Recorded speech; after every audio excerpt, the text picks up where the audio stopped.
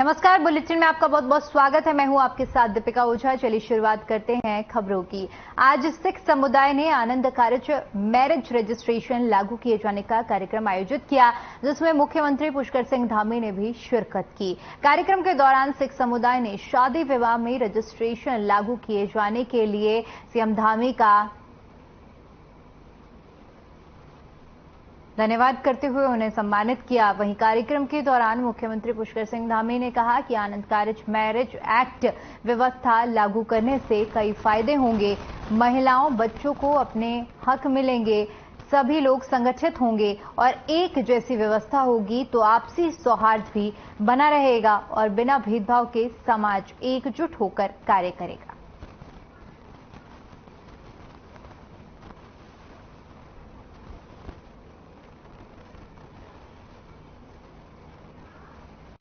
अल्पसंख्यक कल्याण निधि से 25 लाख रुपए देने की मैं यहाँ पर घोषणा करता हूँ कि 25 लाख रुपए की धनराशि इसको दी जाएगी।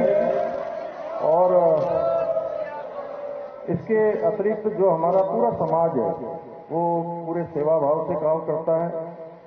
उसमें जो हमारे गरीब बच्चे होते हैं, उन परिवार के बच्चों को, समाज के अन्य तबकों के लिए जो आपने विद्यालय खोले हैं, मैं ऐसे विद्यालयों में संसाधन उपलब्ध करवाने के लिए भी 25 लाख रुपए की धनराशि, ठीक है, इसको भी मैं स्वीकृति की घोषणा करता हूं। एक बार फिर से मैं आपके द्वारा दिए गए सम्मान के लिए और इतनी बड़ी संख्या में यहाँ सब आने के लिए आप सभी का। देखिए, लंबे समय से डिमांड चली आ रही थी कि आनंद कारज एक्ट लागू, और इसमें दृढ़ता से निर्णय माननीय मुख्यमंत्री जी ने लिया। मैं उनको बहुत बहुत बधाई, शुभकामनाएं देना चाहूंगा। और आज गुरुद्वारा सिंह सभा गुरुद्वारा में आकर के उन्होंने इस तरह के व्याख्यान भी किया, घोषणा भी की, और इससे पहले ही मंत्रिमंडल ने इसको पारित किया। ये बहुत बड़ी बात है, बहुत बड़ी उपलब्धि है सबके लिए। जिस तरह से उन्होंने एक सम्मान देने की बात की, सम्मान के लिए मैं उनका दिल की गहराई से धन्यवाद करता हूं।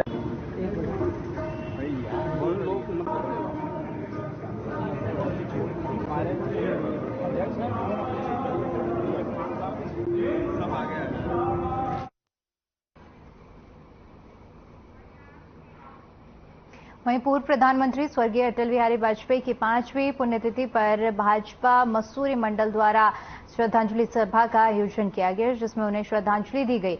बताते चले कि पूर्व प्रधानमंत्री अटल बिहारी वाजपेयी का मसूरी से गहरा नाता था और अपने जीवन काल में 3 बार वे मसूरी आए थे। यहाँ का मौसम और यहाँ से दिखने वाली हिमालय श्रृंखलाएं देखकर वे काफी अभिभूत हुए और उन्होंने इसका वर्णन अपनी कविताओं में भी किया है।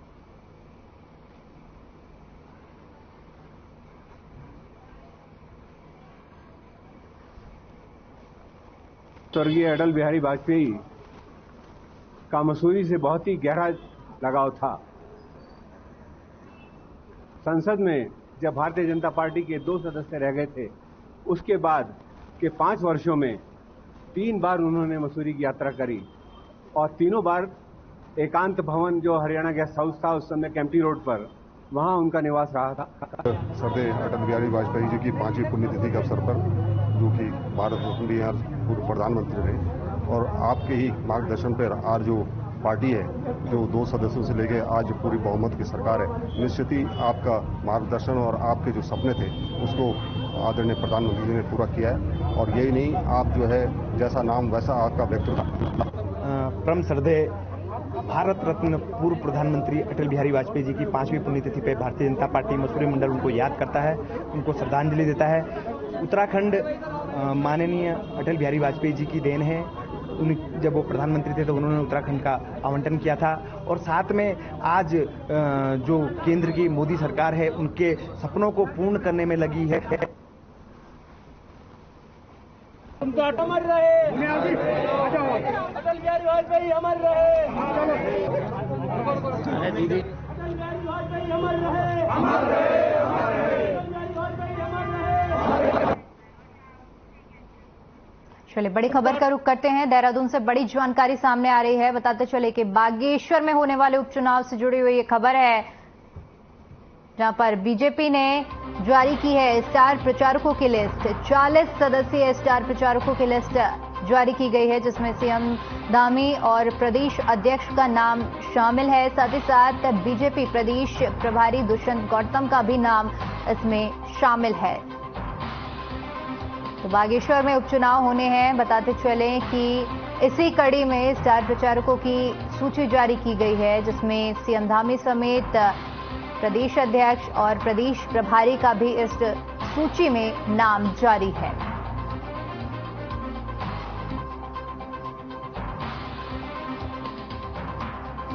तो जानकारी साझा कर रहे हैं बागेश्वर उपचुनाव से जुड़ी हुई, जहां पर अब इस चुनाव को देखते हुए स्टार प्रचारकों की सूची जारी की गई है। 40 स्टार प्रचारक होंगे जो कि उपचुनाव में प्रचार के लिए उतरेंगे, जिसमें सीएम धामी का नाम भी शामिल है। साथ ही साथ प्रदेश अध्यक्ष और प्रदेश प्रभारी का नाम भी शामिल है। इसके अलावा 40 सदस्यीय स्टार प्रचारकों की ये सूची जारी की गई है। बताते चले कि बागेश्वर विधानसभा सीट खाली चल रही है और इसी पर अब उपचुनाव होने हैं।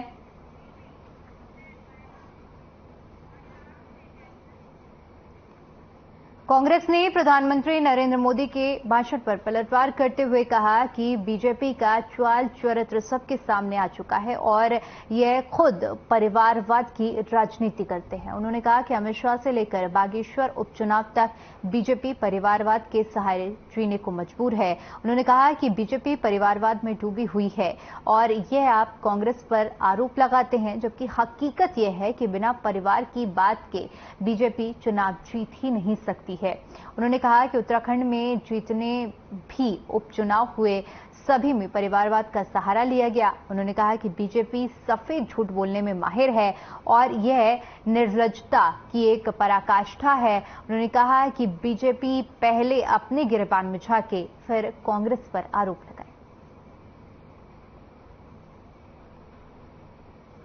और करने में अंतर है। इनका चाल चरित्र चेहरा सबके सामने आ गया है। दिखाने के लिए परिवारवाद की बात करते हैं। पूरी भारतीय जनता पार्टी परिवारवाद में चल रही है। अमित शाह से लेकर यहां चंदन रामदास जी तक ये परिवारवाद के सहारे जी रहे हैं। इनकी पार्टी परिवारवाद में डूबी हुई है और आरोप दूसरे पर लगाते हैं।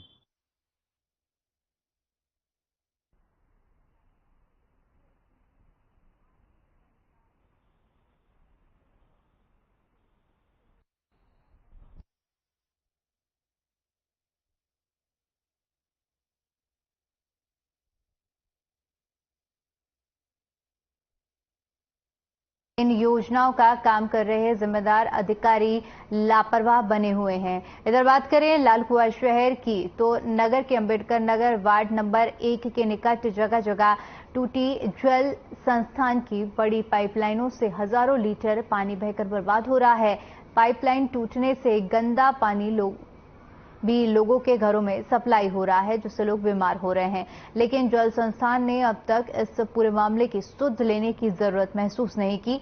इधर लोगों की शिकायत पर पहुंचे नगर पंचायत के अध्यक्ष लालचंद सिंह ने टूटी पाइपलाइन का निरीक्षण किया और लोगों की समस्याएं भी सुनी, जिसके बाद उन्होंने जल संस्थान को जल्द ही टूटी पाइपलाइन जोड़ने के आदेश दिए।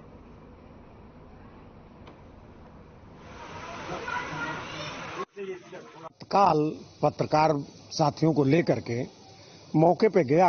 वास्तव में मैंने देखा कि 2-3 गड्ढे जो है वार्ड नंबर 1 के पीछे पड़े हुए हैं। अभी मुझे पता चला पत्रकारों के ही माध्यम से कि वार्ड नंबर 5 में कई लोग डायरिया से प्रभावित हैं। तो वहां भी अभी मैं मीडिया के साथ ही वहां भी पहुंचूंगा और इनसे तुरंत अभी मैं जेई साहब से बात किया।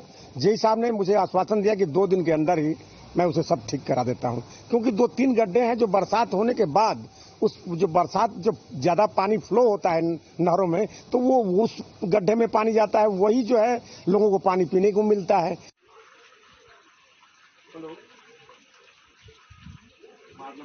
वो मैंने बोल दिया है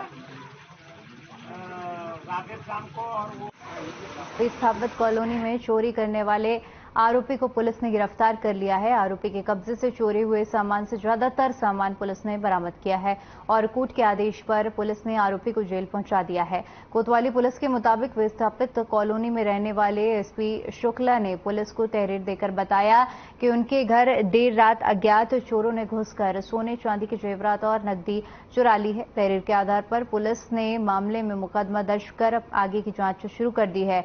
मुखबिर की सूचना पर पुलिस ने आज चोरी करने के आरोपी को भी गिरफ्तार कर लिया है।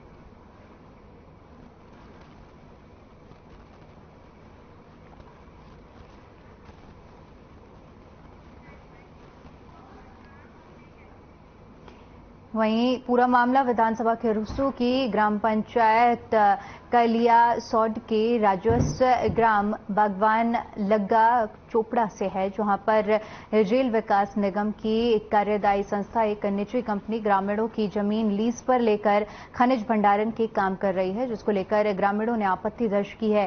ग्रामीणों का कहना है कि विकास कार्यों से उन्हें परहेज नहीं है, लेकिन संबंधित कंपनी को खनिज भंडारण कार्य करते समय ग्राम सभा को कोई नुकसान न हो, इसका भी बहुत ध्यान रखना चाहिए।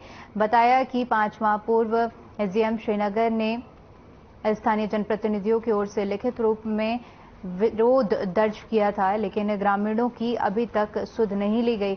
मामले में विरोध दर्ज करते हुए भारतीय किसान यूनियन टिकैत के जिलाध्यक्ष ने जिलाधिकारी से मुलाकात कर कहा कि खनिज भंडारण को लेकर निजी कंपनी हरे भरे पेड़ों को काट रही है।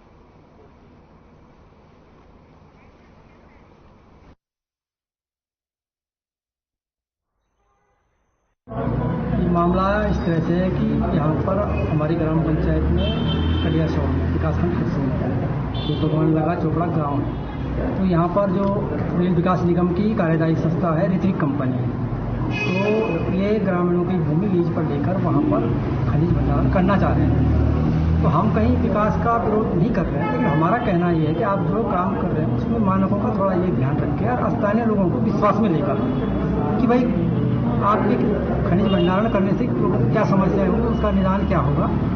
इस संबंध में मैंने एसडीएम श्रीनगर से जांच आख्या प्राप्त करने के लिए निर्देशित किया उन्हें और कुछ पेड़ों के काटे जाने संबंधी और भंडारण संबंधी जो शिकायत है उसमें नियमानुसार जो भी आवश्यक कार्रवाई होगी वो की जाएगी।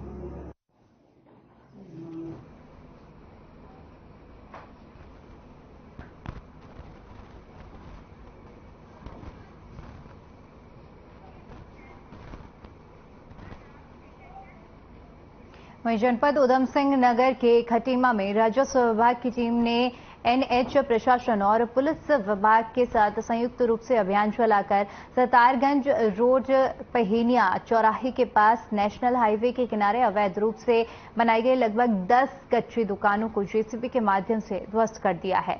इस दौरान अतिक्रमणकारियों में हड़कंप मच गया है, जहां अतिक्रमण न करने की प्रशासन की ओर से हिदायत दी गई है। वहीं प्रशासन की ओर से अवैध रूप से अतिक्रमण बनाए गए पक्के निर्माण को भी हटाने के लिए नोटिस जारी करने की कार्रवाई की जा रही है।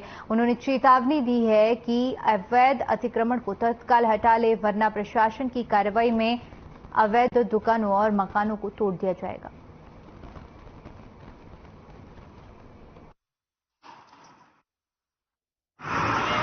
खटीमा शहर में और इसके आसपास के क्षेत्रों में एनएलसी और एसएस से लगे हुए क्षेत्रों में विशेषकर अतिक्रमण को हटाने का अभियान हमारा प्रारंभ हो गया है और आज हमने पहिनिया में ड्राइव चलाते हुए करीब 10 अवैध अतिक्रमण तोड़ दिए हैं, जो कच्चे से बने हुए थे, जिनमें छोटी मोटी दुकानें वगैरह चल रहे थे। इसके बाद हम जो पक्के निर्माण उनको भी नोटिस दे रहे हैं कि वो अपने अतिक्रमण अति शीघ्र हटा लें, अन्यथा की स्थिति में हमें प्रशासन को इसमें कार्रवाई करनी पड़ेगी और इसके बाद भी हमारी कार्रवाई अभी लगातार चलती रहेगी। अन्य जगह भी हमने चिन्हित कर रखी है जहां पे आगे के दिनों में कार्रवाई होनी है।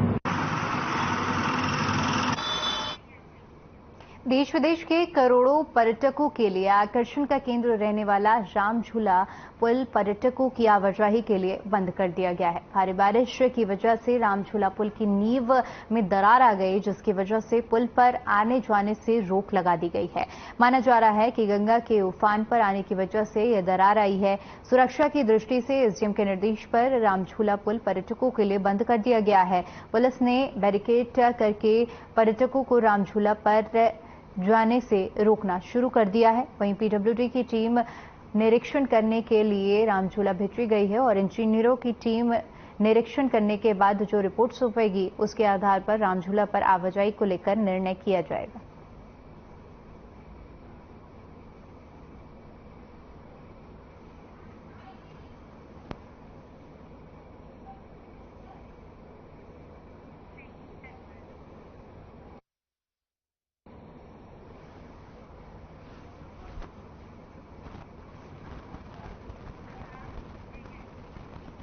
उत्तराखंड सरकार के 1 दर्जन के आसपास अधिकारियों की जांच विजिलेंस की ओर से की जा रही है। आय से अधिक संपत्ति के मामले में विजिलेंस को मिली शिकायत पर यह जांच की जा रही है। हल्द्वानी पहुंचे विजिलेंस के डायरेक्टर वी मुरुगेशन ने विजिलेंस के एसपी प्रहलाद मीणा समेत अन्य अधिकारियों के साथ एक महत्वपूर्ण बैठक की, जिसमें विजिलेंस की ओर से की जा रही जांचों के स्टेटस रिपोर्ट देखी और आवश्यक दिशा निर्देश दिए। पत्रकारों से बातचीत में डायरेक्टर विजिलेंस वी मुरुगेशन ने कहा कि विजिलेंस उन अधिकारियों के खिलाफ अभी जांच कर रही है जिनकी आय से ज्यादा संपत्ति के मामले में शासन स्तर से शिकायत मिली है।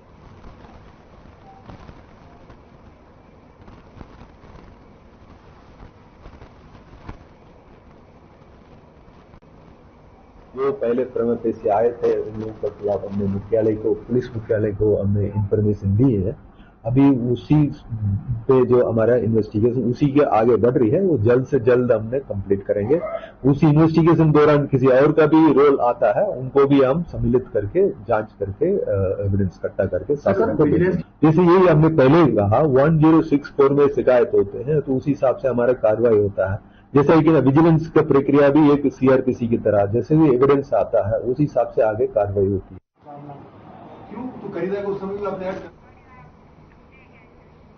उत्तराखंड जल संस्थान कर्मचारी संघ ने निर्णय लिया है कि जल संस्थान को टाउन हॉल परिसर में कार्यालय उपलब्ध न करने की स्थिति में 18 अगस्त को टाउन हॉल परिसर में सांकेतिक धरना प्रदर्शन और काली पट्टी बांधकर कार्य किया जाएगा। मांगे पूरी न होने की दिशा में 23 तारीख को 1 दिवसीय सामूहिक अवकाश किया जाएगा। उसके बाद 25 अगस्त को बिना किसी पूर्व सूचना के अनिश्चितकालीन tool down and pen down पर जाने के लिए बाध्य होना पड़ेगा। इसके बाद शहर में पानी की सप्लाई ठप हो जाएगी, जिससे आम आदमी को परेशानी होने वाली है। वहीं पर्यटन नगरी में आने वाले पर्यटकों पर भी इसका सीधा प्रभाव देखने को मिलेगा।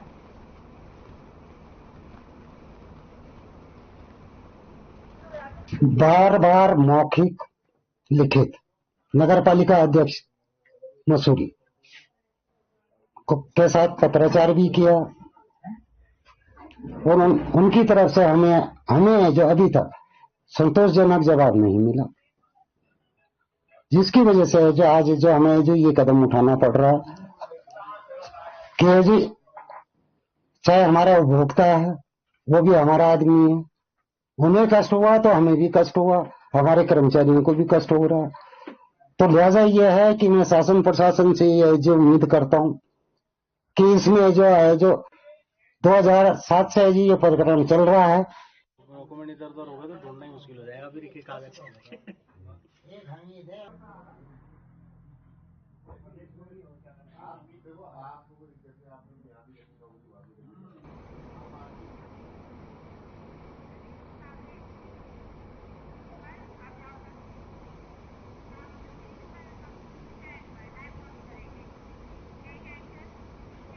अब चलिए आपको सीधा देहरादून लिए चलते हैं, जहां पर सम्मान समारोह कार्यक्रम का आयोजन किया जा रहा है और इस दौरान सीएम धामी भी मौजूद हैं। अपने संबोधन में क्या कुछ कह रहे हैं, आइए आपको सुनवाते हैं।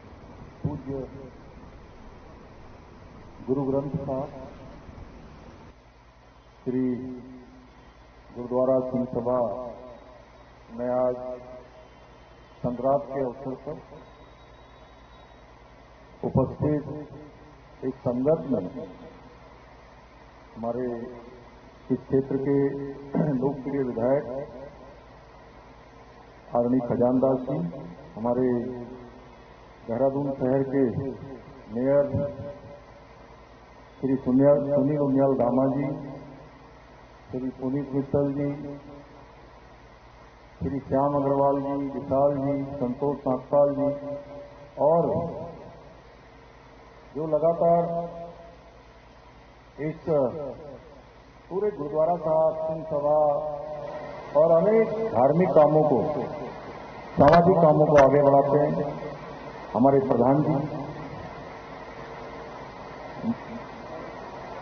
राजन जी और उनके महासचिव पूरी गुलजार सिंह जी और सभी अन्य जो हमारे गुरुद्वारा साहब हैं, वहां से आए हुए सभी हमारे प्रधान, हमारे आए हुए सभी संगत, माताएं, बहनें, और मैं देख रहा हूं विद्यालय के बहुत ही हमारे प्यारे प्यारे बच्चे, वह भी संगत में आए हैं। मैं सबसे पहले तो आज संक्रांति के अवसर पर महीने का शुरू होने वाला ये दिन आप सभी को अपनी ओर से बहुत बहुत बधाई देता हूं, बहुत शुभकामनाएं देता हूं कि इस शुभ अवसर पर मैं भी अपना सौभाग्य मानता हूं कि अभी वहां से ग्रंथी जी बता रहे थे कि अनेकों कार्य और सैकड़ों वर्षों से लगातार श्री गुरु सिंह सभा के द्वारा पूरे देहरादून में, देहरादून के आसपास के क्षेत्रों में लगातार आगे बढ़ाने का काम उनके माध्यम से होता है। और ऐसे पवित्र स्थान पर आना मैं अपना सौभाग्य मानता हूं। और मैं एक बात जरूर कहना चाहता हूं कि कई बार लोग सोचते हैं कि हम भी रोज गुरुद्वारा साहब जाएंगे, हम भी रोज अरदास करेंगे, रोज प्रार्थना करेंगे, लेकिन जब तक गुरु घर की कृपा नहीं होती है, जिसके बारे में अभी वहां से बता रहे थे, जब तक परमपिता परमेश्वर की कृपा नहीं होती है, तब तक यहां आना संभव नहीं है। इसलिए एक बात तय मानिए कि जितने भी लोग हम लोग यहां आए हैं, सब पर गुरु घर की कृपा है, गुरुदेव की कृपा है, इसीलिए हम इस पवित्र स्थान पर आए हैं। मैं भी अपने ऊपर कृपा मानता हूं कि मुझे भी आप सबके साथ आज संगत में आने का अवसर मिला, यहां का आशीर्वाद लेने का अवसर मिला। भाइयों बहनों, मैं सबसे पहले तो आप सबने जो मुझे बुलाया और यहां पर आपने तमाम सारी बातें कही हैं, इस सम्मान के लिए मैं आप सभी का, पूरे हमारी श्री गुरु सिंह सभा का, पूरी संगत का, आए हुए सभी महानुभावों का, माताओं बहनों का, हमारे प्यारे बच्चों का, सबका दिल की गहराइयों से धन्यवाद देना चाहता हूं। और ये सम्मान, ये मेरे लिए महज एक सम्मान नहीं है, बल्कि गुरु घर की एक महान परंपरा रही है, महान उसकी संस्कृति रही है, त्याग तपस्या का एक बड़ा इतिहास इसका रहा है। क्योंकि मैं गुरु घर की महत्ता के बारे में, गुरु घर की संस्कृति के बारे में, इसके संस्कारों के बारे में और गुरुवाणी के बारे में मुझे सौभाग्य मिला है कि बचपन से मैंने अनेकों बार मैं कहूं कि इतनी बार कि मैं गिना भी नहीं होऊंगा, मैं गिन भी नहीं सकता, सैकड़ों नहीं हजारों बार मैं गुरु घर गया हूं। और आप सबको बता दूं कि नानक बता सहाय उसी के पास में पैदा हुआ, बड़ा हुआ, इसलिए वहां जाना मैंने प्रतिदिन अगर मैं भी जा पाता हूं रहूंगा, लेकिन मैं बचपन से हर अमावस पर, संग्राम पर, कोई कार्यक्रम हो या कहीं से आते जाते गुरु घर जाने का सौभाग्य मिलता था। तमाम सारे सेवा के कार्य वहां होते थे, गुरुवाणी सुनने का भी अवसर मिलता था। तो इसलिए मैं जानता हूं, इसलिए आप सबके द्वारा जो भी आज मेरा शब्दों के द्वारा आप सबकी उपस्थिति में आप सब लोगों ने मेरा सम्मान किया है, मैं इस सम्मान को, इस गौरव को गुरु नानक देव जी के चरणों में अर्पित करता हूं, समर्पित करता हूं। आज इस मंच से मैं गुरु नानक देव जी के चरणों में नमन करते हुए ये प्रार्थना करता हूं कि गुरु घर आने का एक बहुत बड़ा पुण्य ये होता है कि हर व्यक्ति के अंदर एक संस्कार आ जाता है कि जैसा आप बता रहे थे कि कोरोना महामारी में हमारे दूर दराज से आने वाले विद्यार्थियों को जो परीक्षा में भाग लेते हैं उनके लिए यहाँ रहने का, जो बेचारे भूख से प्यास से तड़पते हैं उनको प्रसाद उपलब्ध कराने का, लंगर छकाने का, ये जो एक भाव है लोगों को प्याव लगाकर पानी पिलाने का, दीन दुखियों की मदद करने का, जो पीछे छूट गए हैं उन सबको आगे लाने का, ये संस्कार कोई और नहीं देता है।